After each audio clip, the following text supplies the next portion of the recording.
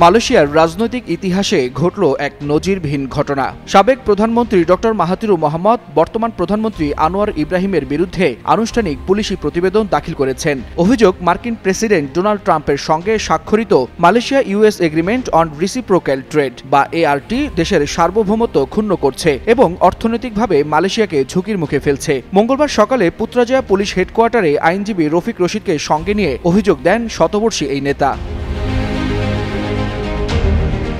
মাহাথিরের দাবি, ২৬ অক্টোবর সই হওয়া এই চুক্তি মালয়েশিয়াকে যুক্তরাষ্ট্রের একতরফা নিষেধাজ্ঞা মানতে বাধ্য করতে পারে। এমনকি দেশের সীমান্ত পারের তথ্য বা ক্রস বর্ডার ডেটা যুক্তরাষ্ট্রের কাছে উন্মুক্ত করতে বাধ্য হওয়ার মতো ধরা রয়েছে এতে। ফলে জাতীয় নীতি প্রণয়নে বিদেশি প্রভাব বিস্তারের সম্ভাবনা তৈরি হয়েছে। তার মতে, চুক্তিটি মালয়েশিয়ার রাজনৈতিক ও অর্থনৈতিক স্বাধীনতাকে কার্যত বন্ধক রেখে দেয় মার্কিন স্বার্থে।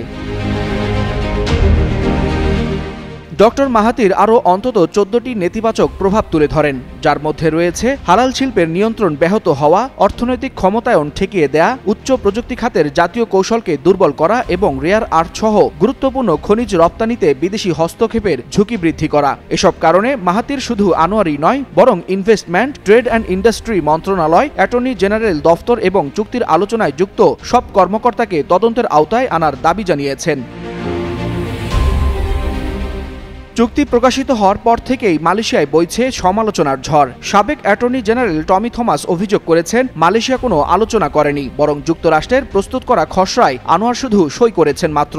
এছাড়া আনোয়ার ইব্রাহিমকে ট্রাম্পের দেওয়া উপহার সামগ্রী ও প্রোটোকলকেই তিনি অতিরিক্ত উৎসাহ হিসেবে ব্যঙ্গ করেছেন।